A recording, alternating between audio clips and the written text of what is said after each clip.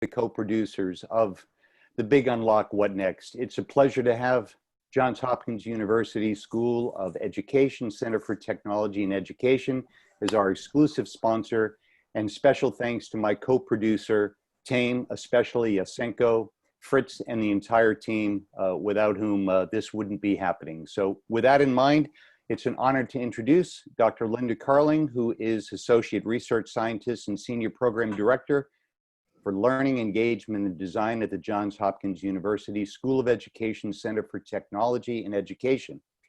She has nearly 2 decades of research and experience providing adults with accessible, meaningful, and engaging learning opportunities, both in person and virtually. Dr. Carling has provided leadership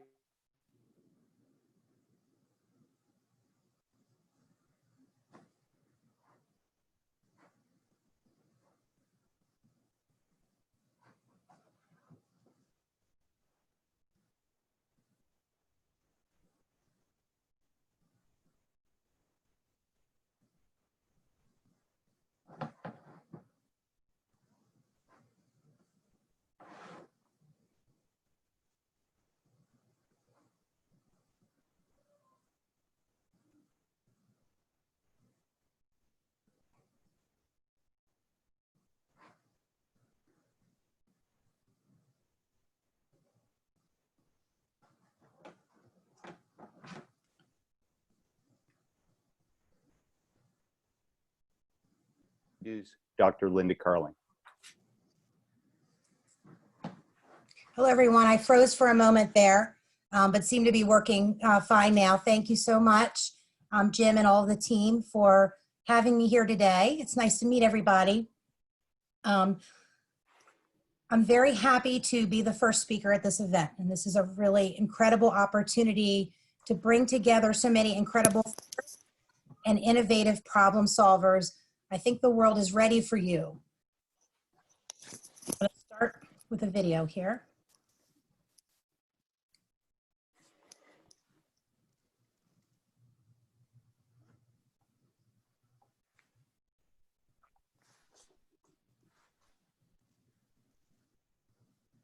Distance learning has changed my life as a parent because it has really forced me to become more intentional, make it work in a way that you can be productive while learning and support your children while engaging in lessons that might be difficult while simultaneously engaging in your own meetings and your own work. Now I am all things at all times for everyone. I'm an employee and I have work to do, but I also am the teacher. I'm also the parent and the caregiver, especially for my 3rd grader. He has special needs. And so, at school, he had an aide with him all day. I essentially have become that aide. As I'm trying to work, I am also multitasking and thinking about supporting my 2 children in completing their online tasks. I worry that they are not going to be ready to move on to the next grade's content. I've actually taken off days so that I can be with them and work with them. Because I know the piece that's really missing, the challenge is the social interaction. I'm putting him in a 2- and 3-year-old preschool program for the social emotional, the social foundations. Where does he get that social emotional? Where does he learn to take turns and wait his turn? That's the piece they need. They need that interaction. They need that social emotional piece is so important. It's a lot to organize.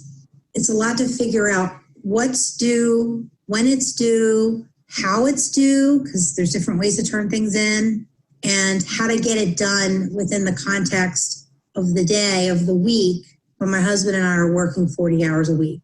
So my son participates in, the general education class, but he also is in special education. There's other services. So it's trying to coordinate those services and kind of making progress over there on top of being able to fully participate in the general ed work. But one thing I have found, and I'm noticing across the board, is that our workplace is becoming more inclusive. Background noise of children, kids coming in on the screen, babies sitting on parents' laps. It does send the message that even though our work and our school and our learning have separate entities. It's actually all truly very connected. It has actually been a very positive experience for our third grader because he really thrives on that kind of one-on-one, that flexibility, and that time is really not there within the school day. And so because we've been able to just sit down with him one-on-one, I really feel like academically he has been doing better because of this time. Family has really grown closer because we are with each other all day long and do everything together. I really have enjoyed the time that I've spent with them. I like seeing each milestone that they're meeting. I think it's a positive, the communication I've had with the teachers.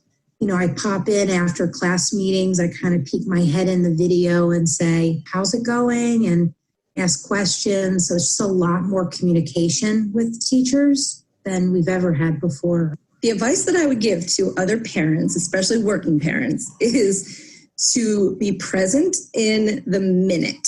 And whenever you feel challenged or stressed, just stepping back and understand that every day we wake up, we get a chance to try it again new. I hold myself up to this really high expectation. I can't do everything and do everything well. I get frustrated when I feel like I'm not parenting well, I'm not teaching well, I'm not doing my job well. One thing that I've just had to kind of let go is like, I'm not going to be able to do everything well right now, but I'm going to just give it my best. I am an elementary educator. My husband is an elementary educator, and we are significantly struggling with this.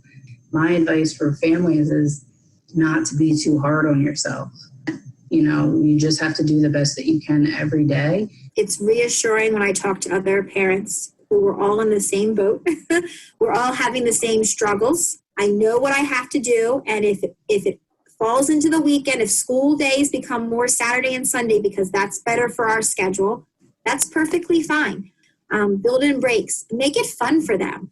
People that are parents and people that are working with parents and interacting with parents, just being patient and forgiving, and just know that we're all struggling in some way. We're all challenged through this. We don't have to be perfect. We don't have to be nearly perfect.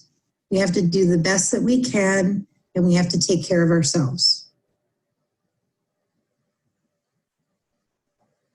So we just watched a video of a few of my esteemed Johns Hopkins colleagues share some of their personal experiences and reflections from the last few months. So I just want to take a moment and thank them.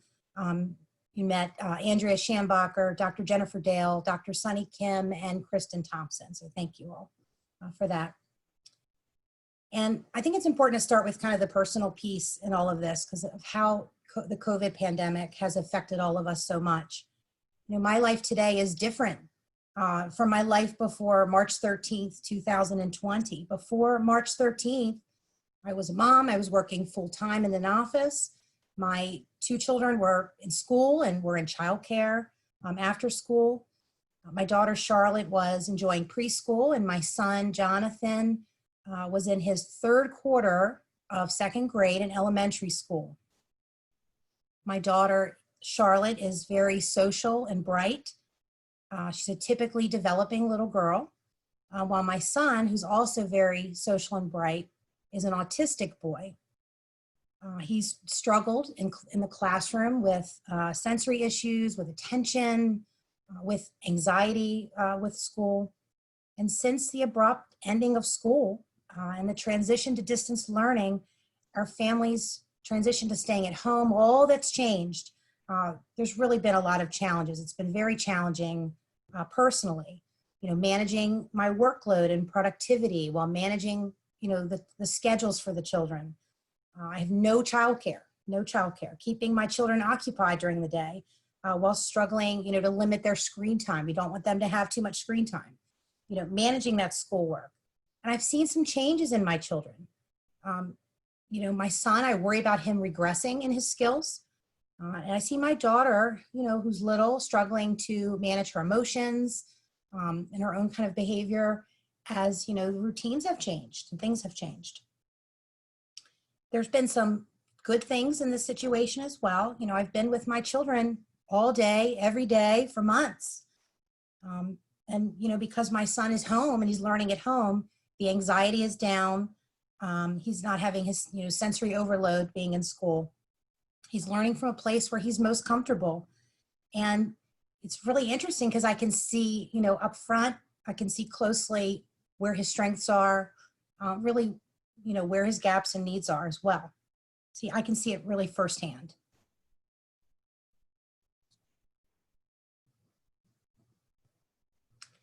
So today, almost 70% of the world's student population is affected by school closures. That's 1.19 billion affected learners. For many, school is taking place at a distance.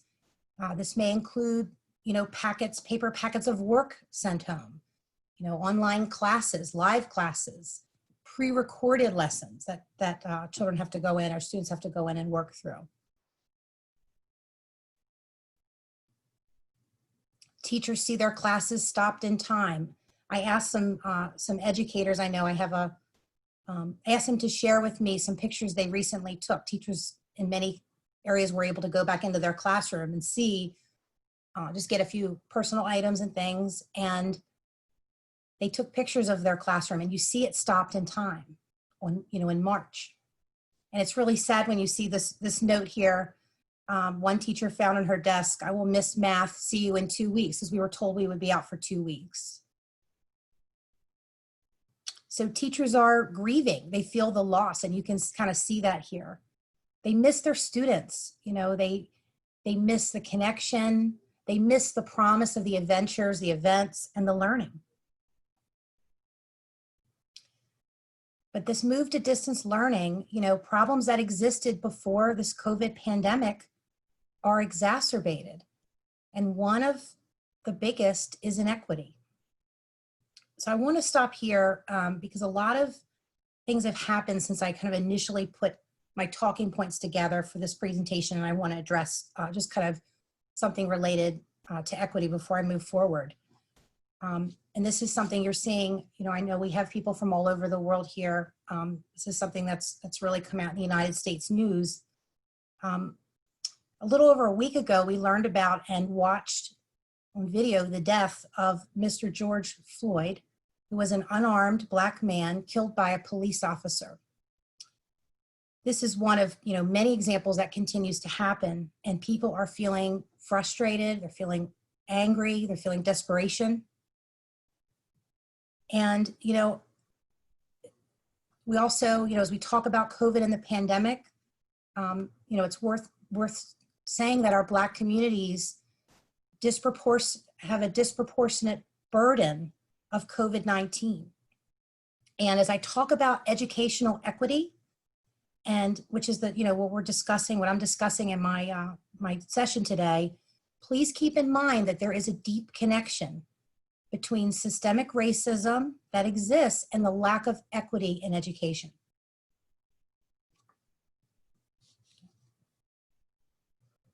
The digital divide, this concept of the digital divide, has been talked about for over 2 decades.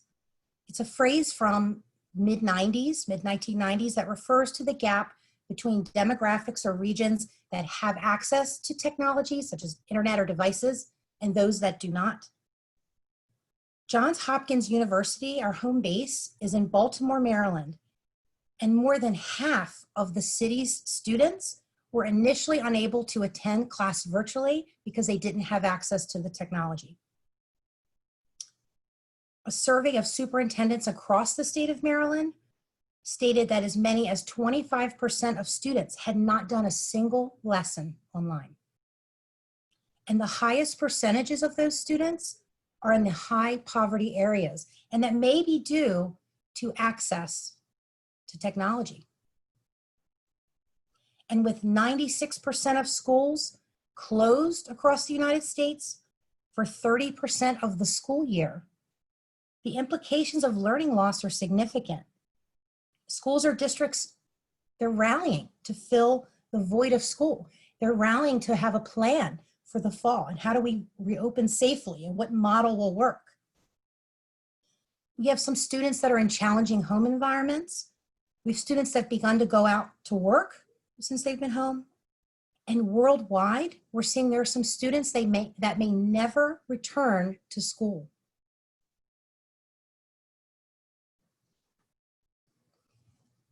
The psychological impact of closing school, the fear of sickness, the stress at home, and the uncertainty of our future here are critical issues. Worldwide, the worst consequences of this pandemic are being experienced by our most vulnerable students. Many learners rely for school for not only a place to learn, but socialize, build their character, but for basic meals and health services. There's a strong relationship between education and public health. Social and emotional learning is also a significant area of development that takes place in school, where students learn to express themselves, to share their hopes and fears, to manage their emotions, demonstrate empathy, and form friendships with their peers. And the development of these social skills is a big focus, especially in the early years of a child's schooling. It's a really important part of that.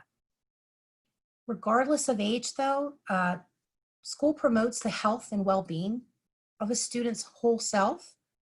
And research shows that all of these things, all of these social emotional pieces impact a student's academic success. So now I'm going to talk a little bit about students with disabilities in particular.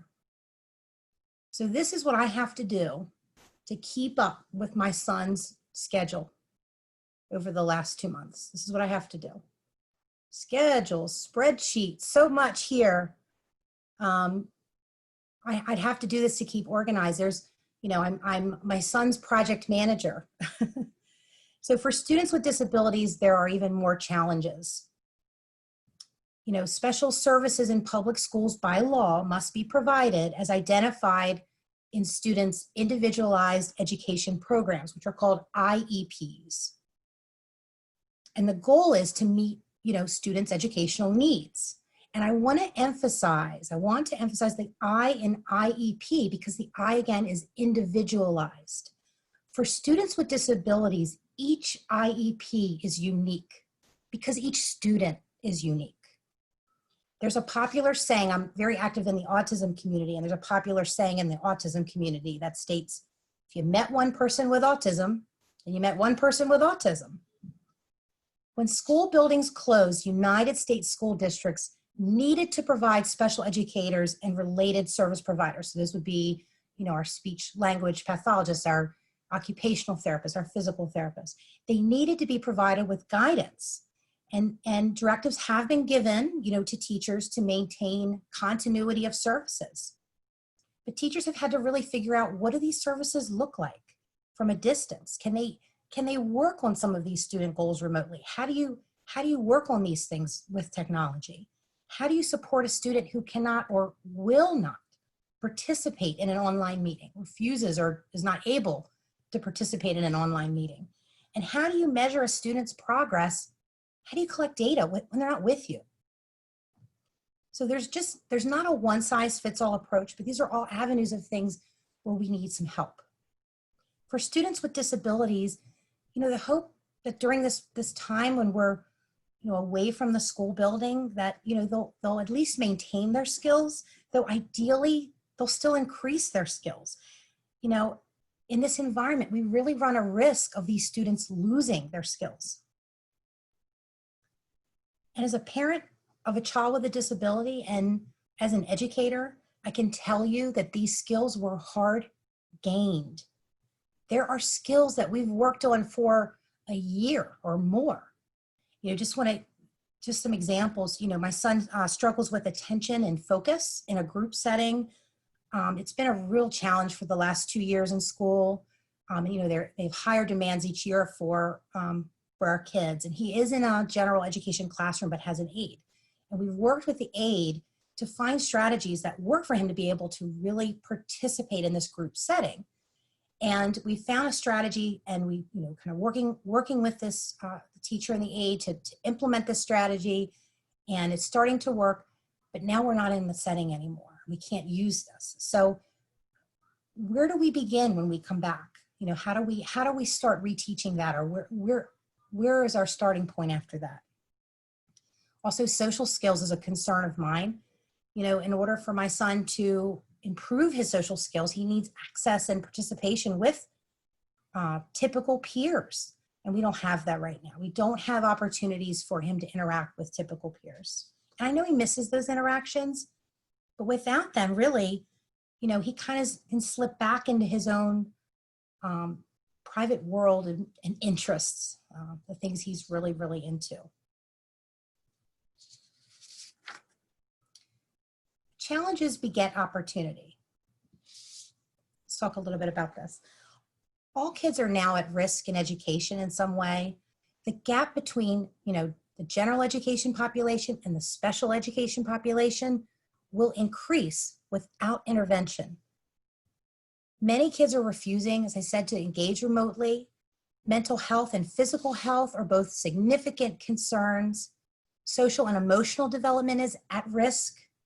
And there's a need to figure out how we can re-engage students who have lost their opportunity to learn. Figuring this out requires flexibility, requires creativity and thought.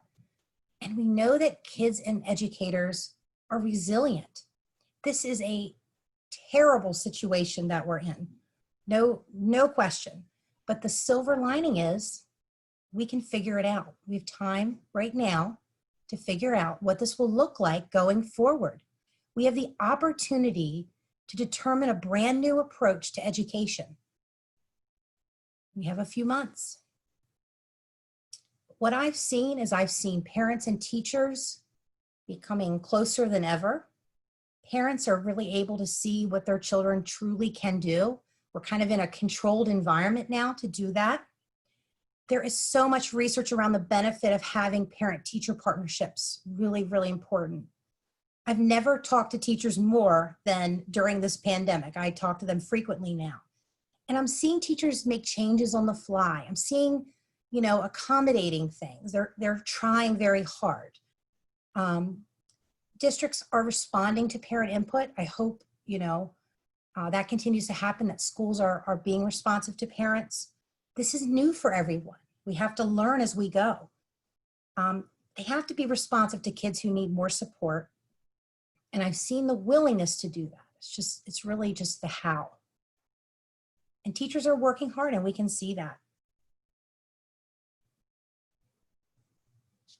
If there are any teachers in this room, you know, just want to thank you. There's opportunities here for teachers and to really change their role in education.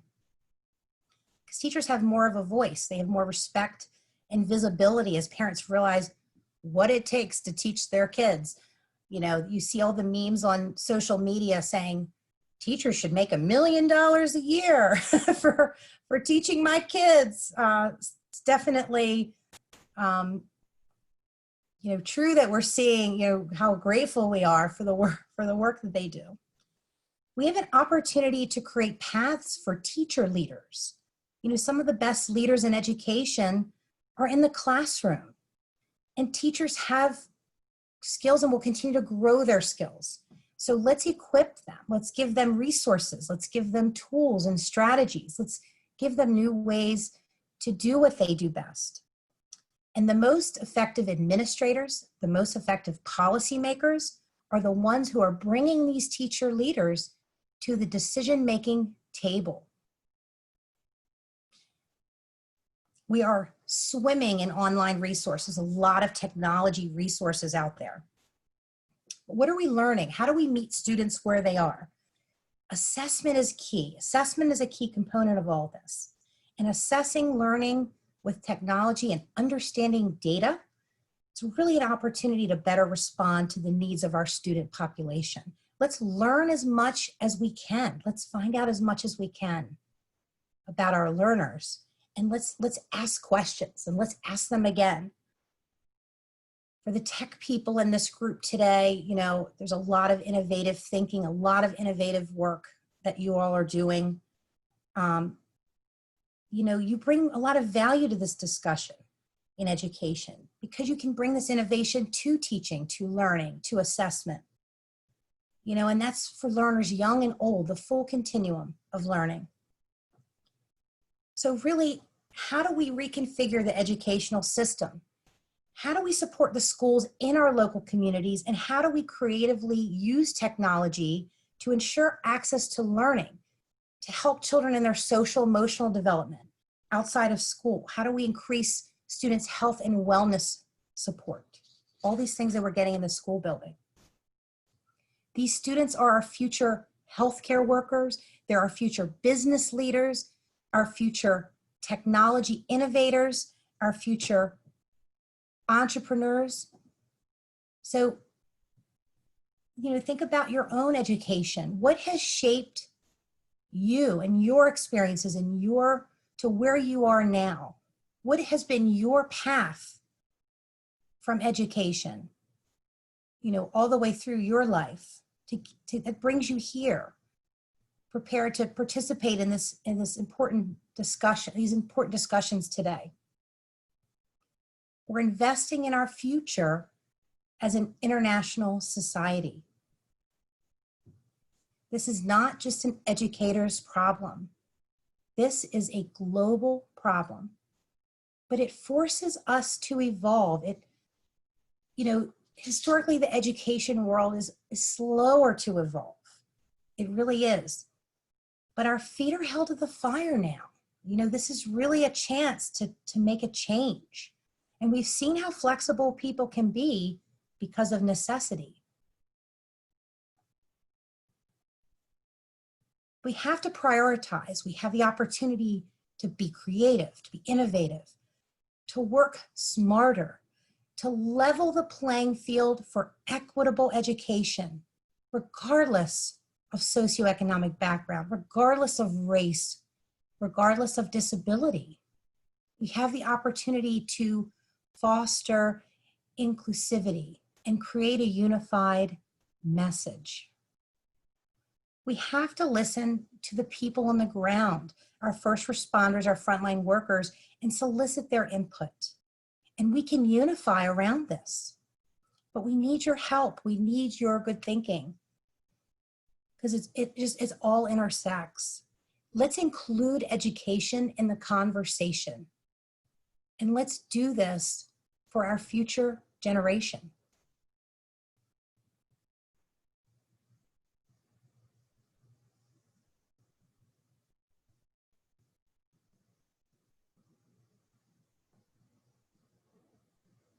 I like learning homework. I like doing it more at school. I like being with my mom and dad, learning with them, because I get breaks a lot, but at school I don't get a lot of breaks. And I like saying the good morning song at school. I miss seeing my friends, seeing my teacher. Have you talked to your teacher? But I miss seeing. It's easier to look at home than at school.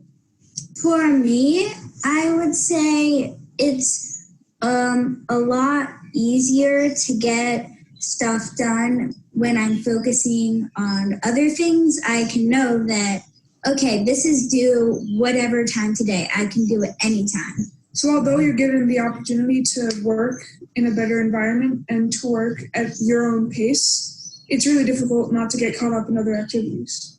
I feel like without other classmates and people learning with you, it's a lot harder to do the things that are going to help you grow together. Learning's going to have to change.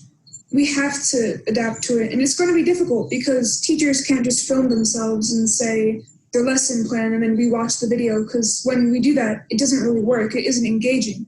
Doing schoolwork upside down.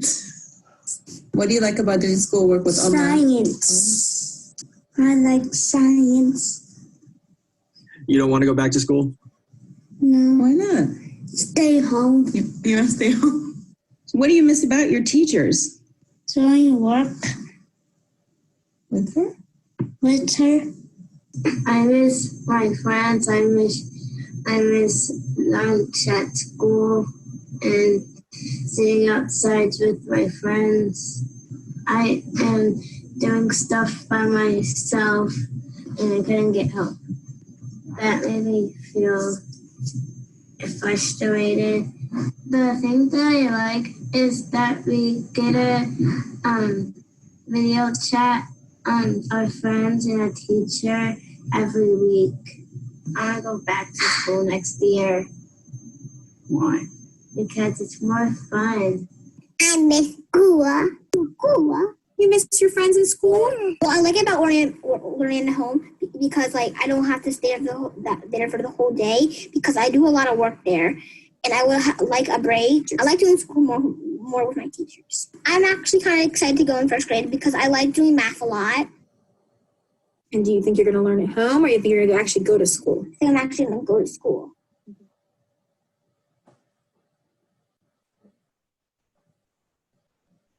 We got to hear from our littles through that.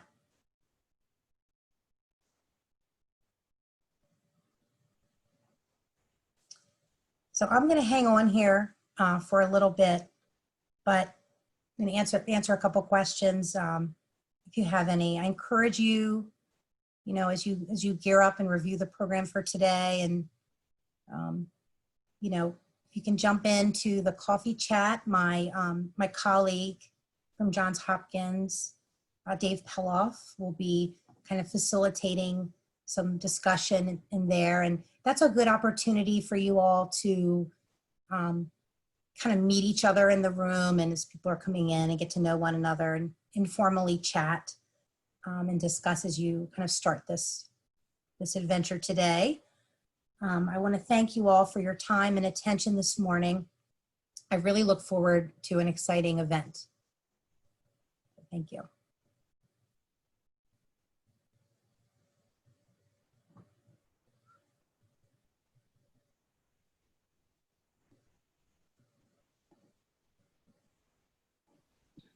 Great. Thank you so much, Linda. There was a great conversation. Right now, we're actually finishing 15 minutes before. So let's just go over to the questions. If any of the attendees have any questions, you're more than welcome to pose them in the Q&A, or actually just write them in the chat, and then we'll take them. We'll try to kind of see if anybody has any questions. And then there's literally just 15 minutes until the next session. I can see that Mina McBride wrote a chat message. Do you have any comments? So I like the framing as an opportunity and recognition. We have failed to evolve in ways we have known were needed. Yeah. There's a lot to do. I mean, there's a lot to do, and it's just more, it's more visible now, especially with the equity piece. It's more visible now. And yeah, the goal is for education to be better for every child. As we're rethinking this, we're keeping, things in mind. We're kind of at a stopping point, and we can really rethink what we're doing and how we're doing. Sleep is overrated. I got a comment, sleep is overrated. I guess it is. Yeah, we all have, if all of you are in the same, if there's some of you are in the same boat as my colleagues and I. There was a comment about females. Yeah, at our center, we asked folks in our center if they'd be willing to share, and we do have. There's definitely more females in the center. You'll get to meet Dave Peloff, but Dave's children are grown. So many of the folks in our center have children that are grown as well. Yeah, it's very challenging. It's been very challenging for many parents. I'm part of a lot of educator communities. I'm part of, we're the group you just saw. We're educators, and we're struggling teaching our kids at home. It's really hard when you're working and kind of managing all of that.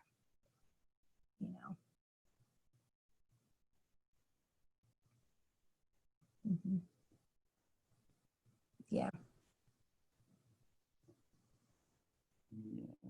Let's see. They still, oh, Dave said, yes, college, they still need you. They need you forever. They need you forever. They're just maybe not readily available to have a voice captured here. There's a question on how's my autistic son doing with virtual learning. For the general education class, he's part of a general education class. They have a class meeting every day with all of the 25 students. It's very, very difficult to engage, for him to engage with that large group of students and to stay on task. It's very, very hard. He really needs the small group. If it's just him or him and another student interacting with the teacher, he can do maybe a 30-minute virtual learning clip. But those that we have are because I've requested him and the teachers agree that he needs that. Those are not things offered to all of the students necessarily.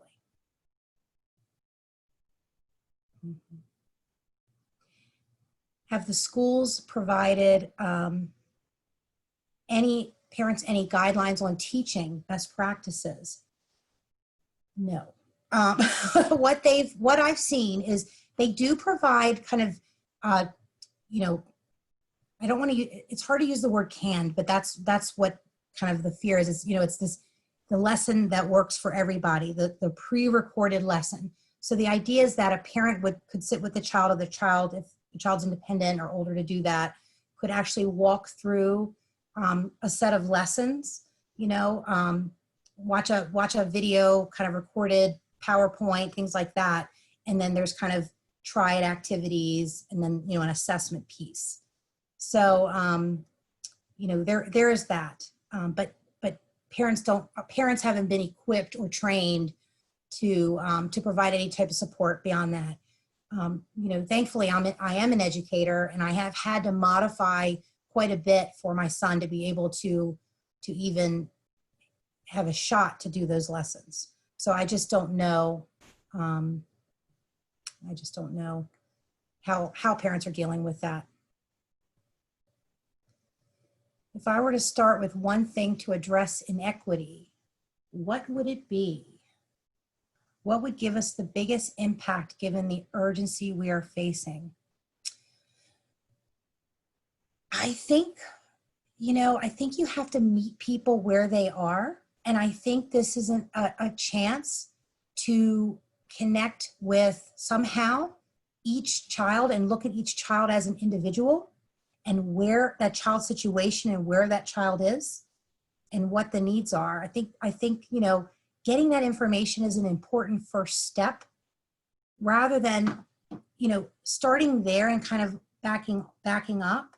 Because if we put these policies and put these things in place, and that's when the inequities happen. We're not able to make policies that apply to everyone, and then you have to kind of handle one-offs.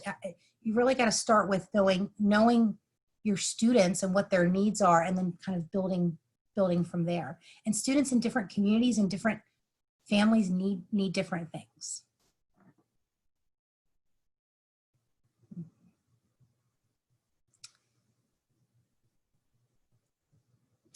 There's a lot about technology. I've been in technology for a number of years. My background, I was an educator, but also in instructional design. And, years ago, almost 2 decades ago, we built the first online program. And that was before generally people had technology. And people didn't have Office and Word, and, they were learning how to scroll on a mouse. I mean, it was, these were the adult learners that we had. And, it's just been an interesting thing for me, personally, to watch everybody embrace technology now after I feel like I've been pushing a barrier for many years, trying to get more people to use technology and, in education and use it effectively, not just, for the sake of using it. And now we all rely on it so much, and people have not had, you don't have a choice. You have to move forward with it. And thank goodness we have it, because without it, we'd be really lost right now. We'd be really lost.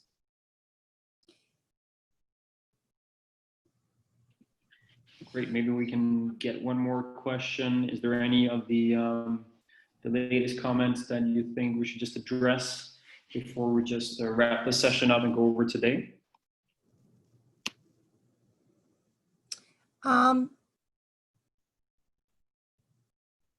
Yeah, just the last, oh, okay, I'll do the last question here. How do you think this will affect child to teacher ratios?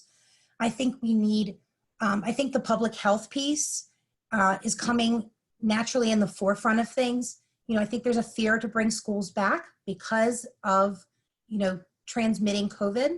And I think because of that, schools are looking at dual, you know, an alternative schedule with smaller groupings.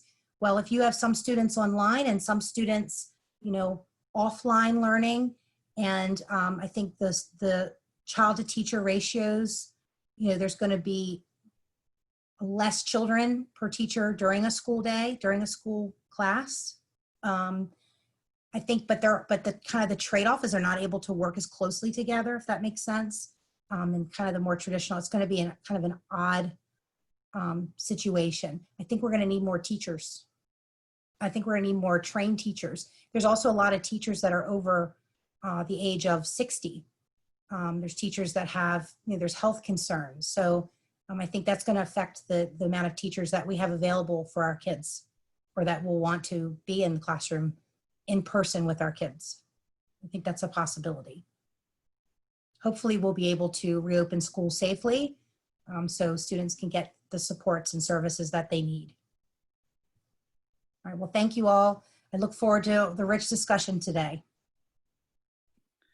Absolutely. Thank you so much, Linda. What we're going to do right now is that we'll close this session down, and then if you guys can go back to the either in your email or basically in the same platform where you can see that the next session coming up is with David, just go in here and press on the arrow, and the session is going to start within 3 minutes. Thank you again, Linda, and thank you for the nice intro. Jim, thank you so much. Thank you all. Bye.